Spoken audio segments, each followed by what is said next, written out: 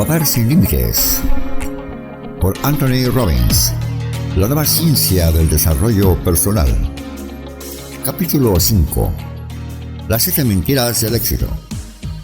La mente es su propio lugar, y en sí misma puede hacer un cielo de los infiernos o un infierno de los cielos. John Milton. El mundo en el que vivimos es el mundo en que hemos elegido vivir, sea consciente o inconscientemente. Si elegimos la felicidad, eso será lo que tengamos, y si elegimos la miseria, eso tendremos también. Como hemos visto en el capítulo anterior, la fe es el fundamento de la excelencia. Nuestras creencias son planteamientos organizadores de la percepción, específicos y coherentes. Son las elecciones básicas que hacemos acerca de cómo vamos a percibir nuestra vida y, en consecuencia, cómo vivirla. Con ella se pone en marcha o se detiene nuestro cerebro. Así pues, el primer paso hacia la excelencia consiste en descubrir las creencias que nos guiarán hacia los desenlaces que deseamos. El camino hacia el triunfo puede describirse así: saber a dónde quiere uno ir, emprender la acción, ver qué resultados obtiene y mostrarse flexible para cambiar hasta alcanzar el éxito. Lo mismo pasa con las creencias. Hay que descubrir las creencias que fomentan los objetivos de uno, que le hacen ir hacia donde él quiere ir. Si las creencias que usted tiene no le sirven para eso, abandónelas y pruebe con otras nuevas. A veces la gente se extraña cuando le hablo de las mentiras del éxito.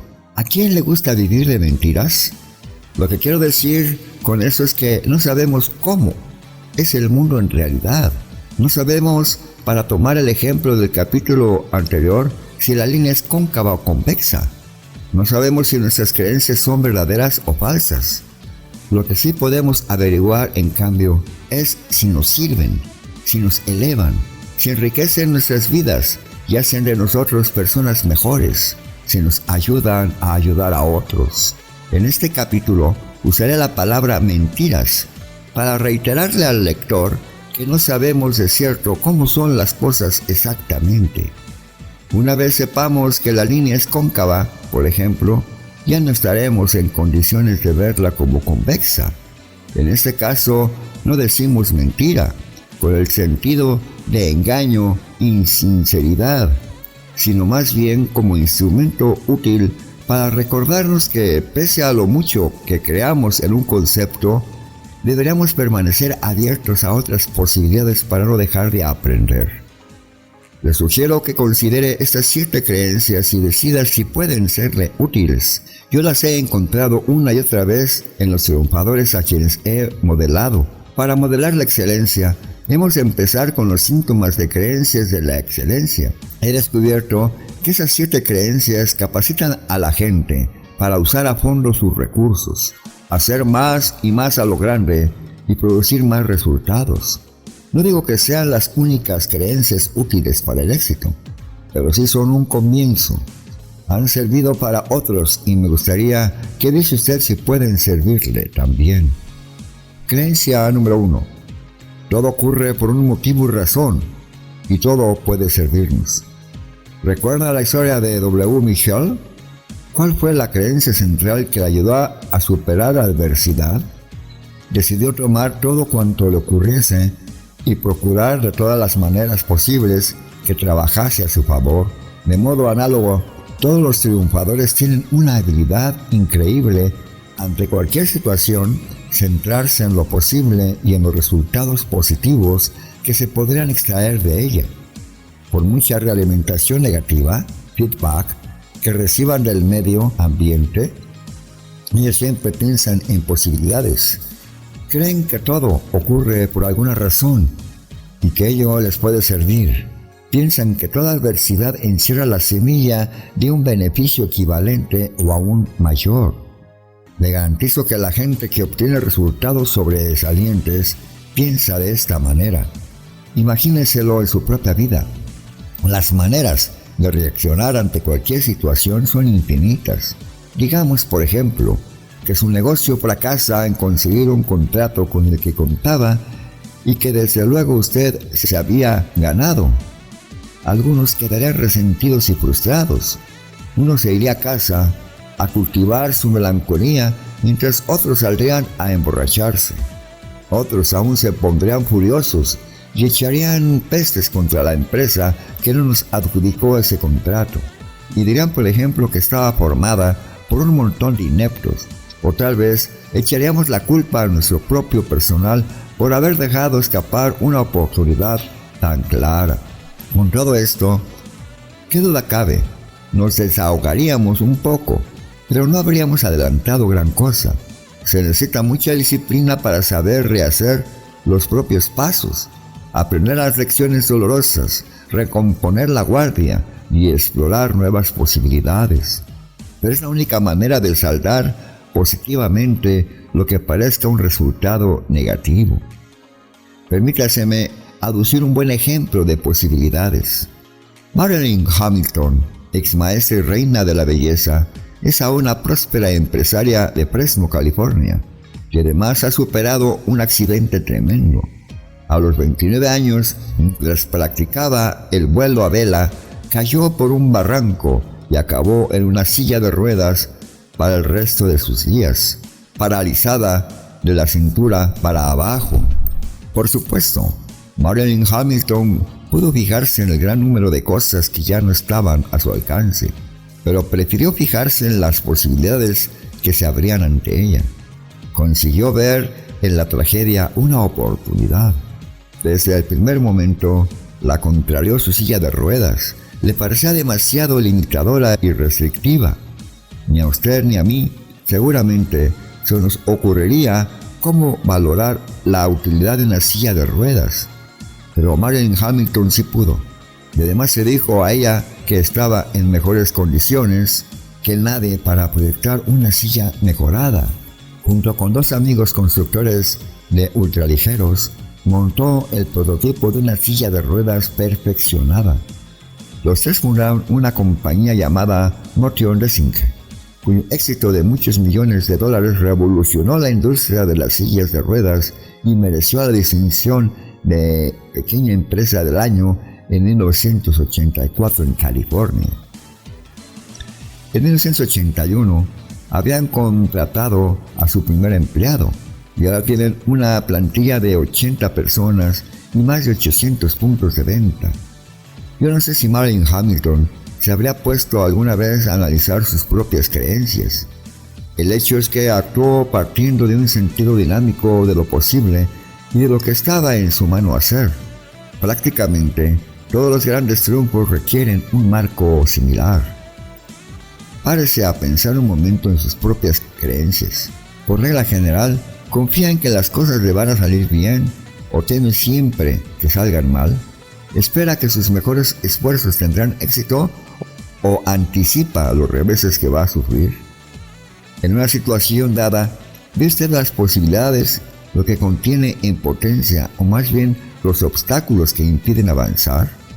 Muchas personas tienden a fijarse más en el lado negativo que en el positivo. El primer paso para cambiar esa disposición es darse cuenta de ella. La creencia en los límites produce gentes limitadas. La clave consiste en deshacerse de esas limitaciones y operar desde un conjunto de recursos más elevados. En nuestra cultura los líderes son los que ven las posibilidades, los que salen a un desierto y ven un jardín. ¿Imposible? ¿Qué ha pasado en Israel? Si usted cree firmemente en una posibilidad, lo más probable es que llegará a realizarla. Creencia número 2. No hay fracasos, solo hay resultados. Es casi un colorario de la creencia número 1, pero tiene su importancia propia. La mayoría de las personas en nuestra cultura están programadas para temer eso que llaman fracaso. Sin embargo, cualquiera de nosotros recordará las veces que deseaba una cosa y obtuvo otra. A todos nos han tumbado en un examen. Todos hemos sufrido por amores que no acabaron bien. Y todos hemos visto fracasar proyectos de negocios o de otro tipo. En este libro, utilizo mucho las palabras desenlace y resultados. es lo que ven los triunfadores. Ellos no ven fracasos, no creen en eso, y para ello nos cuentan. Toda persona obtiene un resultado de un género u otro. Los grandes triunfadores de nuestra cultura no son infalibles, sino únicamente personas que saben que si intentan algo y no sale lo que esperaban, al menos han tenido una experiencia de la que aprender.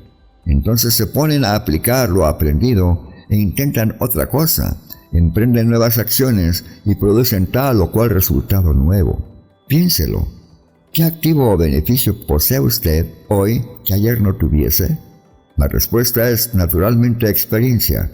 Las personas que temen al fracaso se hacen representaciones internas por adelantado de lo que podría fallar. Eso es lo que les impide iniciar justamente aquellas acciones que podrían garantizar la consecución de sus anhelos. ¿Usted teme al fracaso? Bien, pero ¿no será enemigo de aprender? Toda experiencia humana puede enseñarle algo, y en ese sentido usted siempre triunfará en todo cuanto haga. El escritor Mark Twain dijo una vez: no hay cosa más triste que un joven pesimista. Tiene razón. Quienes creen en el fracaso se garantizan prácticamente una existencia mediocre a sí mismos. Quienes alcanzan la grandeza no perciben el fracaso ni se fijan en él. No dedican emociones negativas a una cosa que no sirve. Deja que le cuente la historia de una vida real, de un hombre que fracasó en los negocios a los 31 años. Fue derrotado a los 32 como candidato para unas legislativas. Volvió a fracasar en los negocios a los 34 años. Sobrellevó la muerte de su amada a los 35. Sufrió un colapso nervioso a los 36 años. Perdió unas elecciones a los 38. No consiguió ser elegido congresista a los 43. No consiguió ser elegido congresista a los 46. No consiguió ser elegido congresista a los 48. No consiguió ser elegido senador a los 55. A los 56. Fracasó en el intento de ser vicepresidente. De nuevo fue derrotado y no salió senador a los 58. Fue elegido presidente de Estados Unidos a los 60. Este nombre era Abraham Lincoln. ¿Habría llegado a presidente si hubiese considerado como fracaso sus derrotas electorales? Probablemente no. Hay una anécdota famosa sobre Thomas Edison. Después de haber intentado 9.999 veces perfeccionar la lámpara de incandescencia sin conseguirlo, alguien le preguntó: ¿piensa llegar a los 10.000 fracasos? Él contestó: yo no he fracasado, sino acabo de descubrir una manera más de no inventar la bombilla eléctrica. Es decir, que había descubierto otra serie de acciones que producían un resultado diferente. Nuestras dudas son traidoras y por ellas perdemos el bien que con frecuencia pudimos ganar por miedo a intentarlo. William Shakespeare. Los ganadores, los líderes, los mejores, gente que tiene el poder personal, comprenden que si uno intenta algo y el desenlace no es el esperado, se trata en realidad de un realineamiento. No utilizará esta información para ajustar más sus distinciones acerca de lo que ha de hacer para producir los resultados que deseaba. Buckminster Fuller ha escrito: todo lo que han aprendido los humanos lo aprendieron como consecuencia de experiencias de ensayos y errores. Exclusivamente, los humanos han aprendido siempre a través de sus equivocaciones. A veces aprendemos de nuestras equivocaciones y a veces de los errores ajenos. Tómese un minuto para reflexionar sobre los que considere los 5 fracasos más grandes de su vida. ¿Qué aprendió usted de esas experiencias? Es muy posible que figuren entre las lecciones más valiosas que haya recibido nunca. Fuller usa la metáfora del timón. Dice que cuando gira el timón de un barco hacia un lado u otro, el navío tiende a seguir girando más allá de lo que se proponía el timonel, quien ha de corregir la desviación volviendo el gobernale hacia el sentido inicial. Es un proceso continuo de acción y reacción. de ajustes y correcciones. Grabe esa imagen en su mente, la del timonel que gobierna su barco, que lo lleva hacia su punto de destino, contrarrestando miles de desviaciones de su rumbo teórico, por más tranquilas que estén las aguas. Es una imagen seductora y al propio tiempo un modelo estupendo para quien quiera vivir con éxito. Pero la mayoría de nosotros no pensamos de esa manera. Cada error, cada desviación, añaden peso al fardo emocional. Son fracasos, dan una mala imagen de nosotros. Muchas personas, por ejemplo, se reprochan a sí mismas su exceso de peso. Tal actitud no produce ningún cambio efectivo. Más les valdría asumir el hecho de que han tenido éxito en producir un resultado, llamado exceso de grasa, y que ahora deben producir otro resultado nuevo, llamado adelgazamiento. Nuevo resultado al que se llegará por medio de unas nuevas acciones. Si alguien no está seguro de las acciones que se necesitan para producir este resultado, le remito específicamente al capítulo 10, o le aconsejo que modele a alguien que haya producido ese resultado que se llama adelgazamiento. Tome nota de la acción correcta que produce esa persona mental y físicamente para mantenerse en forma. Produzca las mismas acciones y producirá los mismos resultados, pero mientras considere usted su exceso de peso como una derrota, permanecerá inmovilizado. En cambio, tan pronto como lo contemple como un resultado que usted ha conseguido y que por consiguiente puede usted cambiar sin más demora, el triunfo está garantizado. La creencia en el fracaso es un modo de intoxicar la mente. Cuando almacenamos emociones negativas, ello afecta a nuestra fisiología y a los procesos de nuestro pensamiento y a nuestro estado. El Dr. Robert Schuller, para enseñar el concepto de pensamiento posibilista, propone una pregunta importante. ¿Qué intentaría usted hacer si estuviera seguro de que no podría fallar? Piénselo. ¿Qué contestaría usted a eso? Si realmente creyera que no podía fallar, posiblemente iniciaría todo un conjunto de nuevas acciones y produciría resultados nuevos, poderosos y deseables. Por consiguiente, al emprender el intento, ¿no se hizo lo más adecuado? ¿No es esa la única manera de progresar? Así que le sugiero que se haga cargo ahora mismo de una cosa. El fracaso no existe. Solo existen los resultados. Uno siempre produce un resultado, y si no es el que deseaba, no tiene más que modificar sus acciones y obtendrá otros resultados nuevos. Tache la palabra fracaso. Subraya la palabra desenlace en este libro y comprométase a aprender de todas las experiencias. Creencia número 3. Asumir la responsabilidad, pase lo que pase. Ese es otro atributo de los grandes líderes y triunfadores. Actúan a partir de la creencia de que son ellos quienes mueven su mundo. Una y otra vez se les oye decir: yo soy el responsable, eso es cosa mía. Tal coincidencia de criterio no es casual. Los triunfadores tienden a creer que no importa lo que haya ocurrido, bueno o malo, ellos lo crearon. Si no lo hicieron por medio de una acción física, entonces fue tal vez por influencia del nivel y tenor de sus pensamientos. Yo no sé si eso será verdad, si nuestros pensamientos crean nuestras realidades. No me parece que ningún científico pueda demostrarlo. Pero es una mentira útil, una creencia vigorizante, y por eso prefiero creerlo yo también. Creo que somos nosotros quienes generamos nuestras experiencias en la vida, bien sea por la acción o por el pensamiento, y que podemos aprender de todas ellas. Si usted no está convencido de ser el creador de su mundo, bien sea a través de sus éxitos o de sus fracasos, entonces se hallan a merced de las circunstancias. Es ser la víctima de las cosas que pasan, el objeto y no el sujeto. Voy a decirle una cosa, y es que si fueran esas mis convicciones, saldría a buscar ahora mismo otra cultura, otros mundos, otros planetas. ¿Para qué vivir aquí si uno es solo un producto de fuerzas externas que actúan al azar?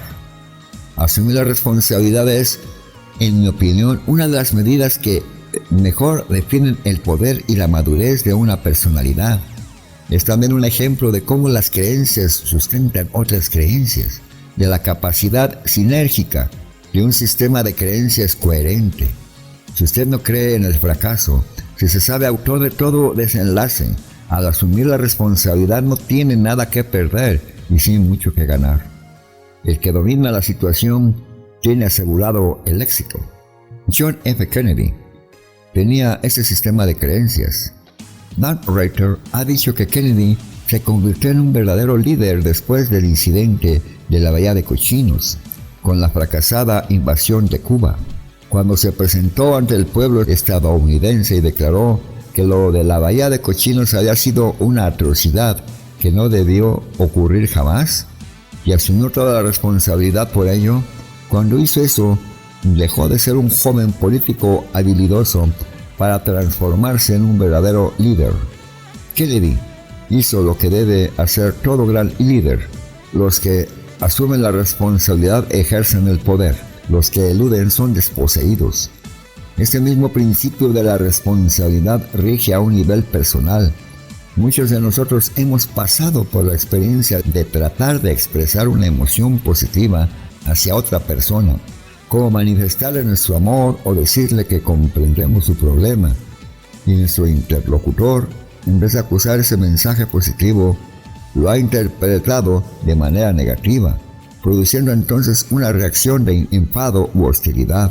A menudo nosotros tendemos entonces a enfadarnos también, a echar la culpa y decir que allá ellos, atribuyéndoles la responsabilidad de cualquier daño o efecto negativo que pueda ocurrir. Es la salida más fácil, pero no siempre la más acertada. Es posible que nuestra comunicación haya sido el factor desencadenante. Usted todavía puede conseguir que su comunicación produzca el resultado deseado si no pierde de vista ese desenlace, es decir, el comportamiento que usted desea crear. Puede aún cambiar su propia conducta, su tono de voz, sus expresiones faciales y muchas otras cosas más.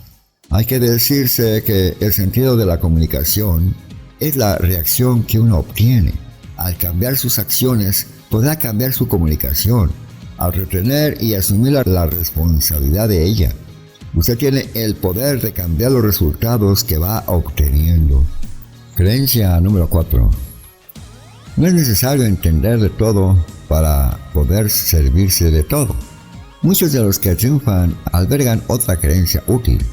Están convencidos de que no necesitan saberlo todo sobre algo antes de poder utilizarlo. Saben cómo servirse de lo esencial sin necesidad de abrumarse con todos los detalles.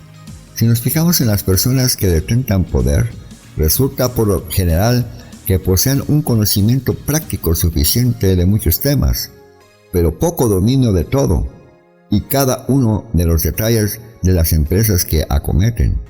En el capítulo 1 dijimos que por medio del modelado podemos economizar uno de nuestros recursos más insustituibles, el tiempo. Al observar a los triunfadores para ver qué acciones crean concretamente para producir resultados, nos ponemos en condiciones de copiar sus acciones y por tanto sus resultados en mucho tiempo.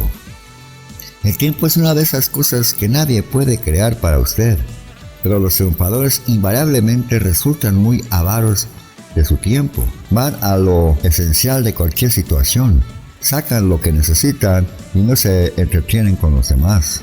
Por supuesto, si hay algo que les llama la atención, si desean llegar a entender cómo funciona un motor o cómo se fabrica un producto, se tomarán el tiempo necesario para aprender, pero permanecen siempre conscientes de cuánto necesitan saber, siempre al tanto de lo que es esencial o superfluo. Apuesto que si yo les preguntara cómo funciona la electricidad, la respuesta oscilaría entre una mueca interrogante o una vaga idea, lo que no nos impide apretar el interruptor y encender la luz. No creo que me lean a la luz de un candil. Quienes tienen éxito se caracterizan por su especial habilidad para distinguir entre lo que tienen necesidad de entender y lo que no. Para utilizar con eficacia la información contenida en este libro, Lo mismo que todos los recursos de la vida, el lector debe asimilar que ha de existir un equilibrio entre la práctica y el conocimiento. Puede uno pasarse todo el tiempo estudiando las raíces o aprender a recoger el fruto.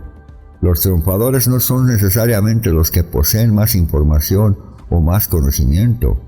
Probablemente en la Universidad de Stanford o en el Instituto Tecnológico de California había muchos sabios o ingenieros que sabían bastante más de los circuitos de la computadora que Steve Jobs y Steven Wozniak, pero estos fueron más eficaces en aplicar lo que tenían y consiguieron los resultados. Creencia número 5. Nuestros mayores recursos son los recursos humanos. Los individuos excelentes, esto es, los que producen resultados sobresalientes, casi universalmente tienen un sentido de tremendo respeto y aprecio hacia las personas. Poseen el espíritu de equipo y el espíritu de la unidad y de los objetivos comunes.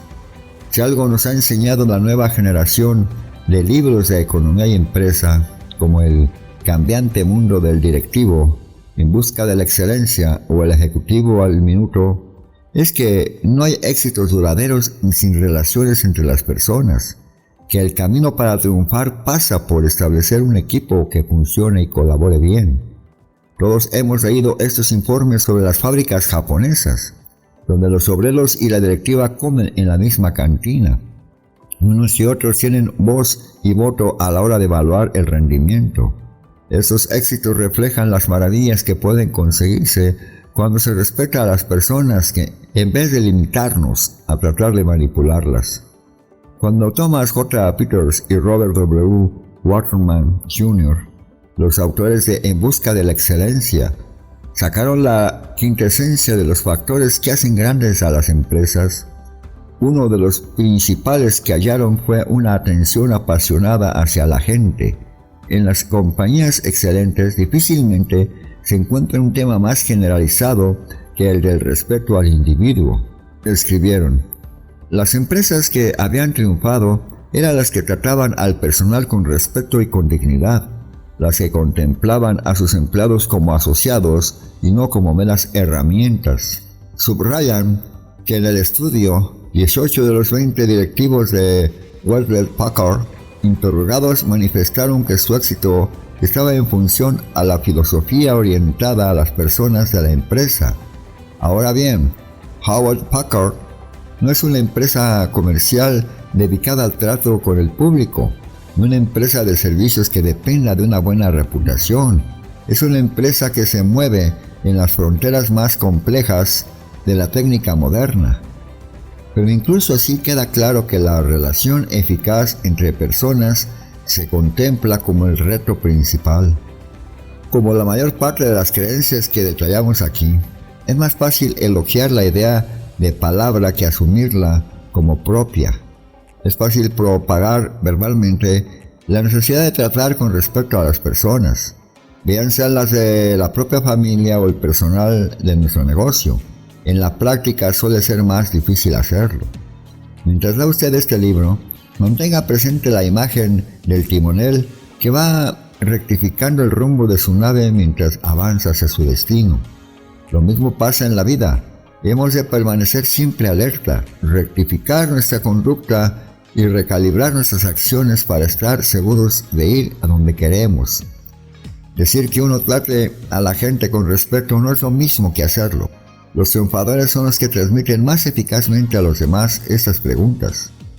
¿Cómo podríamos mejorar esto? ¿Cómo podríamos solventar esto otro? ¿Cómo produciremos resultados más positivos? Saben que un hombre aislado, por brillante que sea, difícilmente puede rivalizar con el talento de un equipo eficaz que actúe en colaboración. Creencia número 6. El trabajo es un juego. ¿Sabe usted de alguien que haya logrado un éxito considerable haciendo algo que aborrezca? Una de las claves para triunfar consiste en celebrar un matrimonio perfecto entre lo que uno hace y lo que a uno le gusta.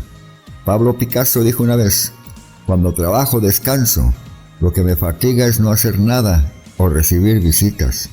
Quizás nosotros no seamos tan buenos pintores como Picasso, pero está en nuestra mano el buscar tareas que nos estimulen y nos animen.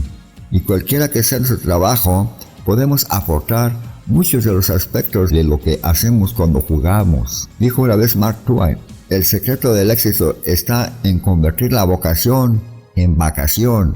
Por lo visto, eso es lo que hacen los triunfadores. Ahora está de moda hablar de los workaholics, los adictos o maníacos del trabajo. En efecto, para algunas personas el trabajo se convierte en una obsesión malsana, en algo muy similar a un vicio. No parece que les produzca mucho placer, pero han llegado al punto en que no pueden hacer nada más. Los investigadores empiezan a descubrir cosas sorprendentes acerca de cómo estos ergonómanos, algunos parecen maníacos de su actividad porque aman su trabajo en el que encuentran un desafío, un estímulo, un enriquecimiento vital. Para estas personas el trabajo viene a ser como el juego para la mayoría de nosotros. Lo ven como una manera de averiguar hasta dónde son capaces de llegar, de aprender cosas nuevas, de explorar nuevos caminos. Que si hay trabajos más propicios para ello que otros, desde luego. La clave está en moverse para conseguirlos. Y ahí es donde empieza a funcionar una de esas espirales ascendentes. Si usted es capaz de encontrar maneras creativas de hacer su trabajo, eso le ayudará a progresar hacia trabajos aún mejores. Pero si decide que el trabajo es una mera rutina y una manera de llevar a casa el cheque de la paga, muy probablemente no llegará a ser nunca más que eso. Hemos hablado del sinergismo, de un sistema coherente de creencias, de cómo las creencias positivas apoyan y refuerzan a otras. Aquí tenemos otro ejemplo. Yo no creo que existan los empleos sin porvenir. Solo existen las personas que han perdido el sentido de lo posible, que han decidido no asumir responsabilidades, que han optado por creer en el fracaso. Con lo cual, no le sugiero al lector que se convierta en un maníaco del trabajo. No es cuestión de edificar todo el mundo de uno alrededor del trabajo. Lo que sugiero es que tanto el mundo personal como el laboral se enriquecen cuando uno les aporta la misma vitalidad y la curiosidad que se pone en sus juegos. Creencia número 7. No hay éxito duradero sin una entrega personal. Los individuos que han triunfado creen en el poder de la dedicación. Si hay alguna creencia que resulte casi inseparable del éxito, esa es la que no se produce ningún éxito duradero sin un gran compromiso. Cuando uno contempla a los grandes triunfadores de cualquier especialidad, descubre que no son necesariamente los mejores ni los más brillantes, ni los más fuertes, ni los más rápidos, pero sí los más perseverantes. La gran bailarina rusa Anna Pavlova dijo en cierta ocasión: perseguir una meta sin descanso, ese es el secreto del éxito. Es otra manera de definir la fórmula del éxito definitivo. Sepa el desenlace que quiere, modere lo que pueda servir, actúe, desarrolle su agudeza para saber por dónde va y siga perfeccionándola hasta que llegue a donde pretendía. Esto lo vemos en todos los campos, incluso en aquellos donde los dotes naturales constituyen en apariencia las mejores cartas. Tomemos los deportes. ¿Qué es lo que hace de Larry Bird uno de los mejores jugadores de baloncesto? Muchos estarán preguntándoselo todavía. Es lento, no salta. En un mundo de ágiles gacelas, él parece moverse a veces en cámara lenta. Pero si bien se mira, Larry Bird triunfa porque se compromete al éxito con toda su alma. Entrena más, tiene más resistencia moral, es obstinado en el juego, desea ganar en mayor medida que nadie, saca más de sus recursos que la mayoría. Es el camino que también ha seguido Peter Rush para entrar en el libro de los récords. Utiliza constantemente su compromiso de ser excelente como una fuerza motora que aplica todo lo que hace. El gran jugador de golf Tom Watson no fue ningún fuera de serie en Stanford, sino uno más del equipo, pero como dijo el entrenador, sin salir de su asombro: jamás he visto que nadie se entrenase tanto. La mera diferencia entre las aptitudes físicas de los atletas apenas nos dicen nada. Es la calidad de la entrega personal la que distingue a los verdaderamente grandes entre los buenos. Esa entrega es un componente importante del éxito en cualquier terreno. Antes de figurar entre los grandes, Dan Rather ya era una leyenda como el reportero de televisión más inasequible al desaliento de Houston. Todavía se comenta cómo tomó una filmación encaramado a un árbol mientras una urraca avanzaba hacia las costas de Texas. El otro día oí que alguien habla de Michael Jackson diciendo que era un prodigio fabricado de la noche a la mañana. ¿De la noche a la mañana? ¿Acaso no posee Jackson un gran talento? Sin duda. Lo han pulido desde que tenía 5 años, edad en la que comenzó en el mundo del espectáculo y desde la que no ha hecho otra cosa sino perfeccionar su voz, perfeccionar el baile, componer sus propias canciones. Desde luego, tenía algún talento natural. Creció en un ambiente que le estimulaba, desarrolló sistemas de creencias que potenciaron sus recursos, dispuso de numerosos modelos de éxito, pudo contar con la orientación de toda su familia, pero lo más importante, en fin de cuentas, fue que estuvo dispuesto a pagar el precio necesario. A mí me gusta usar la expresión talento, más lo que haga falta. Los triunfadores son los que están dispuestos a poner lo que haga falta para triunfar. Eso, junto con lo demás, es lo que les diferencia del montón. ¿Hay más creencias que ayuden al florecimiento de la excelencia? Desde luego, y si usted las tiene presentes, mucho mejor. En este libro irá usted encontrando muchas distinciones o revelaciones que podemos añadir. Recuerde que el éxito deja pistas. Estudie a los que han triunfado. Descubra las creencias clave que albergan y que refuerzan su capacidad para emprender acciones eficaces continuamente y obtenga resultados sobresalientes. Estas 7 creencias han obrado milagros para otros antes que usted, y creo que podrán observarlos también en su caso si se entrega a ellas sin reservas, para siempre. Casi me parece estar oyendo a alguno de mis lectores que, llegando a este punto, dirá: ese sí es una duda muy grande, aunque no lo parezca. ¿Qué pasa cuando uno tiene creencias que no le sirven de ayuda? ¿Qué si son negativas y no positivas? ¿Acaso puede uno cambiar las creencias? Pero usted ya ha dado el primer paso, tomar conciencia, sabe lo que quiere. El segundo paso es el de la acción, aprender a controlar las representaciones y convicciones internas, aprender a dirigir el propio cerebro. Hasta aquí hemos empezado a reunir las piezas que, según creo, componen la excelencia. Hemos comenzado con la idea de que la información es la mercancía de los reyes, de los maestros de la comunicación. Son los que saben lo que quieren y emprenden acciones eficaces, modificando sus líneas de conducta hasta llegar a los objetivos perseguidos.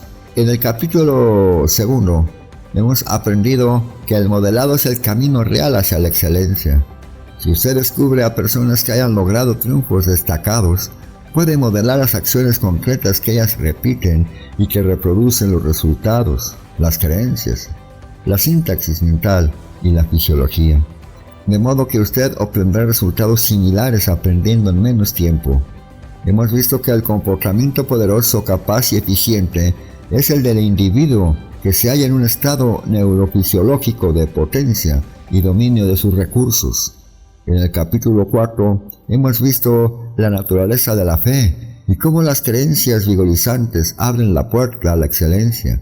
Y en el presente hemos explorado las 7 creencias que integran su piedra angular. Ahora voy a comunicarles las potencias técnicas que le ayudarán a poner en práctica lo que ha aprendido. Es hora de aprender a